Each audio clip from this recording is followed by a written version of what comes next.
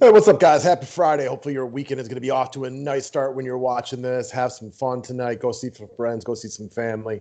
I hope it's fantastic. We got some NBA to talk about. And I like the term that I used earlier today. This is a digestible slate.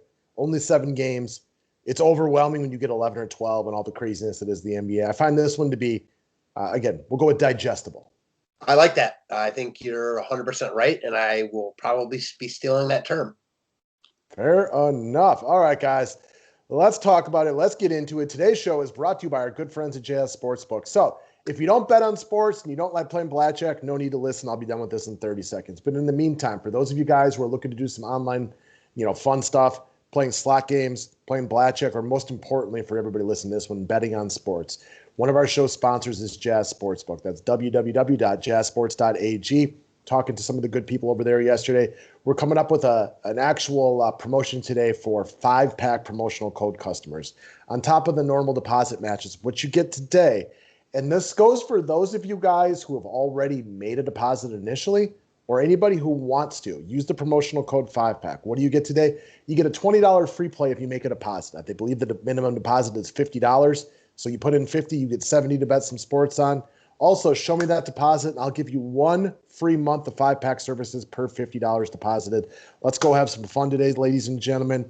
If you like to bet on sports, it's a great way to do it. They got same-day payouts. The promo code is 5-pack. Yeah, great chance. Great way to start off if you haven't deposited yet. If you have, you still get the same benefits. So really can't beat it.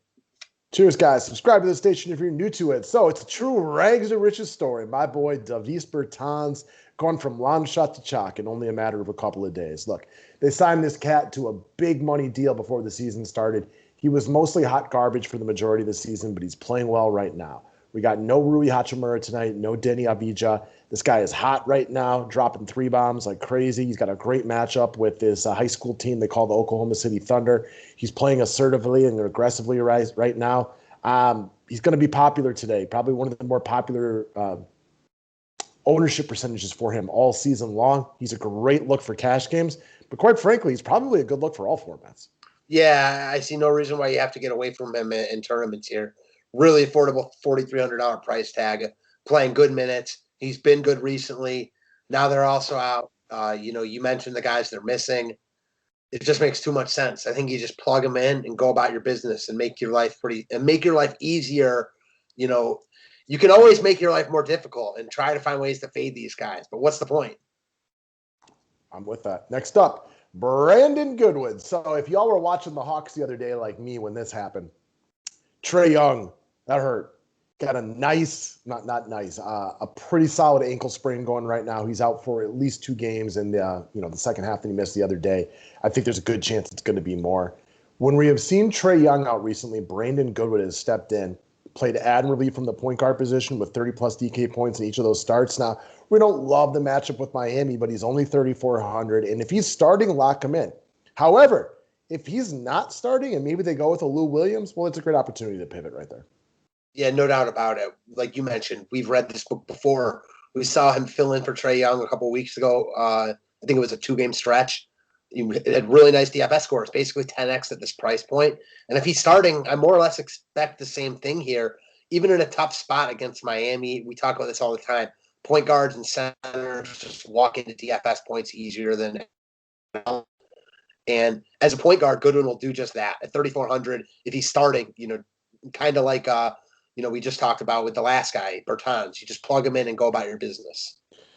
Clint Capella and Gallinari are also questionable. Now, for my money, I got arguments about why that's good or bad for him. So I don't really think it matters necessarily because there's definitely 2 sides of the coin. It could help to have Capella in here, a more competitive game, have some guy you can toss some lobs to. It could help to have Gallo in this game, have another good player, play better offensively, easier to get assists when you have guys who can actually make shots. The flip side of this, if this game is non-competitive, like let's say there's no Capella, no Trae Young, no Gallinari, and the Hawks just get rolled, Goodwin's probably still out there. Yeah, I mean, you got to play someone in the blowout run, and Goodwin's not like their guy. They're going to be monitoring his minutes, that's for sure. All right, next up, y'all might have heard of this guy. He goes by the name of Russell the Muscle Westbrook, $11,000 today, going back to where it all started in Oklahoma City. He's a high floor, high ceiling player. Look through that game log. This guy has only dropped below, I think, 55 DK points. It should be a 5X once in the last 10 games, and I think it was a 54.5, which means that he's got a nice floor, but he's got that ceiling too. If he actually makes some shots today, like he could roll into 65, 70 here without breaking a sweat. He's easy to afford with all the pay down options. You got to love a guy who gives you both the GPP upside, but with the high floor for cash games.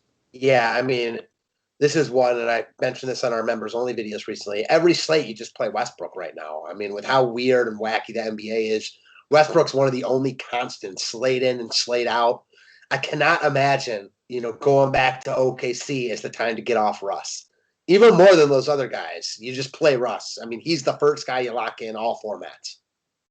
Death, taxes, me ordering extra sour cream at Chipotle, and Russell Westbrook in cash games. Like, these are all locks, and he's so good that you can play him in GPPs too.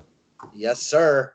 All right, next up, let's talk about some more long shot plays. Check out Xavier Tillman of the Memphis Grizzlies. So this guy's been chalk lately, but now with Jaren Jackson Jr. back and a variety of guys coming in a little bit cheaper, he's now currently projected for like single-digit ownership, despite being in maybe as good of a spot as he has been in.